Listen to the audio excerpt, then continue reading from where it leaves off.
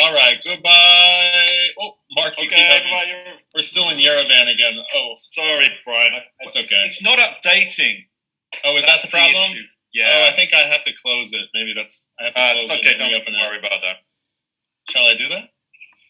Okay. No, we're good. Let's go to Amman. Jordan. Hey! Hello. Hello. Hi. Hello, everyone. Hello. Hello. Oh, مرحبا from Amman. Good to see you guys. Yeah, so thank you for being here. The organizers. You're welcome. Thank you for having us.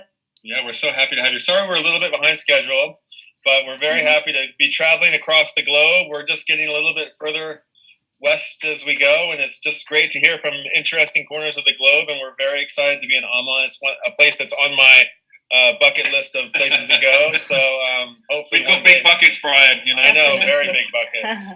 We'll be waiting for you. Please. Well, let's go ahead and organizers. So we have 2 speakers for today. Great. And with very exciting presentations. Nama, would you want to introduce them? Please. Yes. Hello, everyone. I'm Nama. I'm one of the 3 city organizers. We have a third city organizer who's sick, unfortunately, but she has tuned in to listen. Rawan. Hi, Rawan. So we have 2 speakers. The first is Dalal. Dalal is a multidisciplinary visual artist from Amman. She explores the theme of identity and space within the public sphere. And then we have Razan as a young architect and jewelry designer based in Amman. And she believes that a city's personality lies in its topography. We started doing presentations since 2018 when we brought the PechaKucha to Amman. We have done 5. This is our 5th PechaKucha, and we're very happy to be here. Thank you for having us. All righty. Wonderful. Thank you. Yeah, it's an exciting event. So let's go ahead and kick off. So we can start with Dalal. Dalal, are you ready? Yeah, I'm ready. Okay, the 20 slides are yours. Yeah. Hi, everyone. My name's Dalal. I'm from Amman. I'm a multidisciplinary artist with a focus on the outside and public space. I'm also a cultural practitioner. I'm currently studying in Rotterdam at Erasmus University, studying arts and culture. Initially, I lived all my life in Amman for the past 23 years or so, and I always like to describe it that I've lived between 2 hills in a valley, because I've basically lived all my life in one hill and also worked all my life in the adjacent one. So my sphere of what the city is very small. And I've always struggled to find my place in it. And so in 2018, I dropped out of university from a computer science degree that I was pursuing. I was in my 3rd year, so I was very close in finishing in order to pursue the arts. I had nothing to do with the arts beforehand, and I started working at multiple cultural organizations and managing festivals and whatnot. This is one of the works that I want to show you. It's in Manila Street, and it's a street that has a small Filipino community of domestic workers in Amman, and the works are Facebook and digital conversations of women with their families, and these women haven't seen their families over more than 50 years or so. So it's about this digital communication. This is on a larger scale a bit. This was done last year. It's also in the city, and it talks about the shared stories of displacement that are shared with the Palestinian diaspora, especially in Jordan. And it focuses on one person's particular story of diaspora, which is Halima Dajani. That could go on. This mural was done as well in collaboration with a Catalan artist friend of mine named Jofra. And it's in a very old part of the city. It overlooks the Roman amphitheater. And the work talks about the individual's role in the city and the responsibility towards it. Okay, after this little overview, I want us to try and examine this relationship with our space, and particularly in Amman, and to try to make it truly our own in some sense. So we're also going to think about where love is situated in such a space and city, and how is it really expressed. And I think if we want to really start that, we have to think of the ways that we communicate in the street and communicate in the city, and the different forms that it takes. And when you think about this hilly city, this hilly landscape, you have to realize that when you're on this hillside, you are connected to people not only next to you, but above you and below you and all around you. So you have this 360 connection. One of my favorite ways of communicating about love in the city is kind of through finding these little quotes in the city, and they're basically by high school boys proclaiming their love and feelings out in the public to a girl that they like. And it makes me think, are they really proclaiming it to her, or is it a matter of telling all the city about it? And I think you can tell a lot about the city by the way that it communicates love, and it shows. And usually, this public form of communication is done by these like young males, usually, and it's also done within a public sphere. And then suddenly, this love transforms into a private sphere. This one says, "I love you" and "I hate you" at the same time. But the ruins of such a relationship that people can have seems to stick at the city way after this relationship is done. And so we imagine these love notes all around the city. And I think it reflects really well with the relationship that I have with the city as an individual, this on and off romantic relationship. And sometimes I think of Amman as this transient space for many people because they're connected to a different land. And most of us has gone through the time where we just wanted to leave it. As soon as we do, we tend to start missing it. And it's very odd, as I don't find that the city gives you much for you to stay with. But as soon as you leave, you put on these rose-colored lenses and you start romanticizing the city a lot. And maybe that's specific to cities in this area of the region, I feel. And we start to romanticize the city heavily, as if we've just lost a lover, or we started this long distance thing, and it's almost like creating a completely different city in our head. You know, you start to think of the beautiful sunsets and the food and the hospitality and the people and everything, and suddenly you really start to miss it, even though all you wanted maybe at some point was to leave. And this can be tricky because as soon as you come back, you find that you kind of remember why you left. But it shows that this relationship with Amman is very dynamic, you know, it's on and off, it's tricky, and you have to find your way around it. You have to understand how you communicate with it. And you can't really, I feel can't really blame Amman too much for it. And for those who don't know Amman, it's a very eclectic city. It doesn't really have this one pure identity to it that you can say, oh, this is what Amman is. And in some sense, this lack of identity could really help you explore whatever which way you want with the city. So we as individuals can start to find these different means of communicating with the city that is not very proctored in a way of how we should identify with the city. So I think that forming a good relationship with it is really kind of about finding or creating a space within Amman, within the city. And to me, it was always about directly talking to the streets, and it was about claiming my space in the streets, really. And I think I was able to get to know the city in that way, and I've never seen it that way before coming within this artistic pretext of the city. So maybe next time it is good to start looking at your city and even Amman in a much more closer way and finding your tool of communication with it, I feel. I mean, it's not a perfect relationship. It could be a very beautiful, hectic one, and it's it's a long one. Yeah. Thank you for listening. And if you're interested to know more, we're here. And yeah, thank you. Wow, thank you so much. Thank you. The love for your city, but also the messages of love in the city. That's a nice way to look at the city, really. Kind of, it almost inspired me to kind of putting little love messages all over the place, you know, kind of on lampposts or, I don't know, gasoline stands. Yeah, rather than just that graffiti, you know, the tag graffiti, love messages. It's certainly, there's not very much in Tokyo, or not very much that I can read anyway. But it was also lovely to see the pictures of the city as well. Yeah, it's always so fantastic to see that they. You know, probably you see it every day and you're not really shocked by it. But for us, it was really beautiful and you know, surprising in so many ways.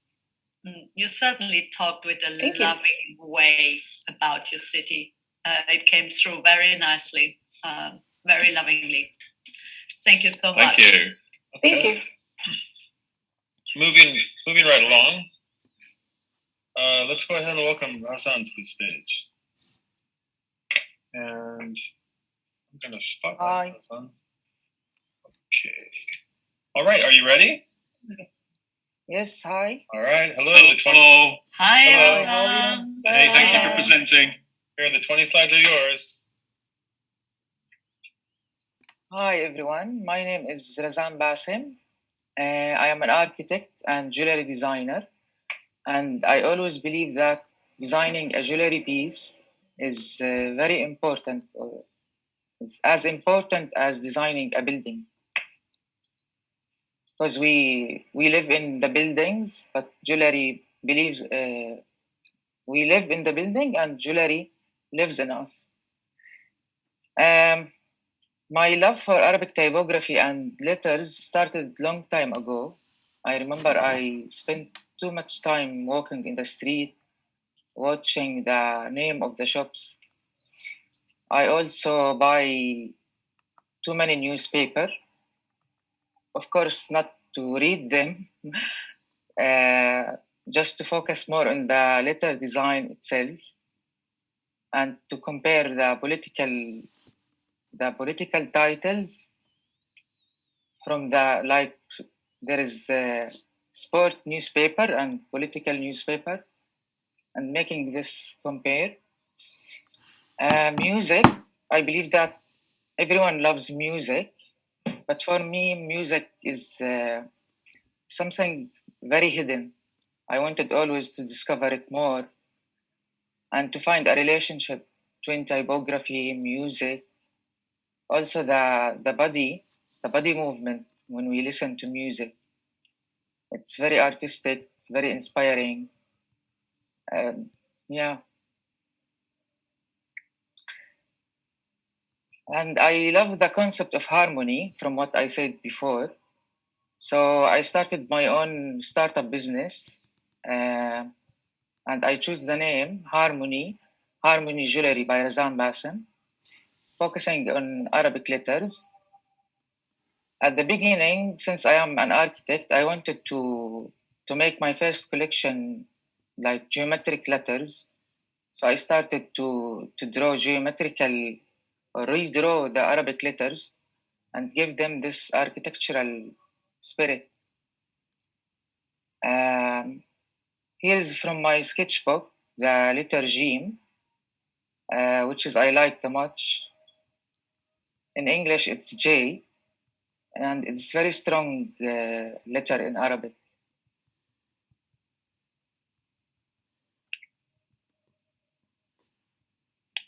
After that, after I finished some of my elements, I went to Beirut to make the photo shoot. Beirut is my second home because my grandmother is from Lebanon. So I wanted to start from also a place that I love. Here is some of my letters in prototype stage. The scale of the letters was very big. After that, I started to make it small for jewelry design. And I used the colors also, enamel color, to add more life to the items. Here's also I wanted to make the harmony between the building and the model. So I choose a very old building in Beirut. It has two colors, pink and turquoise. And then I started to draw names. I remember the first name I drew was Lara. After I draw it, I also take the initial of the name, and I started to make like elevation, architectural elevation from the name itself. And yeah, here is the two colors, pink and turquoise. I like these two colors too much. In jewelry, its technique, the name is enameling colors. After that, I wanted to make a new collection. My second collection was freestyle. I started to draw by my hand. Here is Arabic name Fay. And I wanted to express myself more in this stage. And people always tell me that the freestyle letters looks like someone dancing or listening to music. Also, I used color in the second collection, pink and white. Maybe the normal people like the freestyle more than the geometrical. Most of my clients, they choose the one they choose the geometrical. They have architectural background or graphic design, interior designer. But normal people, they like freestyle.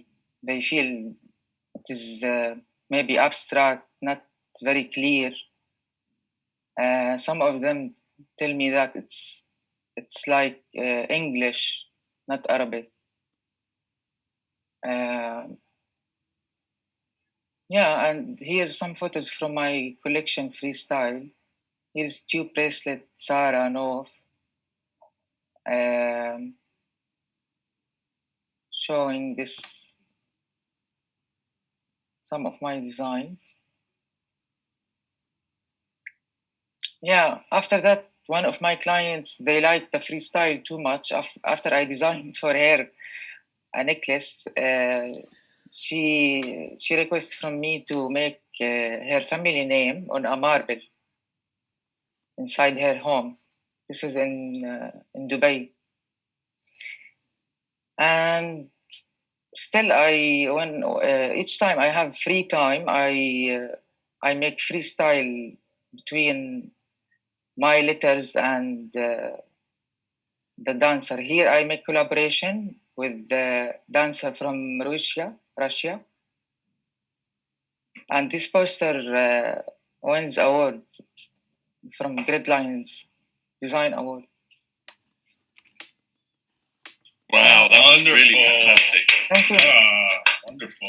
It's so fonts are so interesting, and especially living here in Japan with the kanji. But it was really interesting to see those fonts and those the curves. In Japan, it's the spaces between the characters really that are the most important thing, and they're not. So coming from the UK, our characters are we're kind of structural. But in Japan, you do all the floaty characters first, and then you join them together. I just did hand there, but the last thing you do is the spine, and that was kind of for a logical Brit that's kind of quite strange. So it's very beautiful to see those flowing characters and that freestyle nature of what you do. Really, really lovely work. And somebody wrote in the comments, if I get a girlfriend, sigh, I'll make sure I buy some of the freestyle jewelry. So keep in touch. So really fantastic. Razan, I recommend you stay on for a little bit later in the hour. I think we have a sculptor in the hour later in the hour whose work reminds me of yours. His name is Morgan Robinson. So keep an eye out for him. Thank you so much for curating such an amazing hour slot there, Amman. We're so grateful to have you on the call here and celebrate International PK Day. Thank you. We'll say goodbye to you Great to right be now. here. Bye-bye. Thank you for having us. Love to you from Tokyo. Bye-bye. Stay on because we're still going, guys.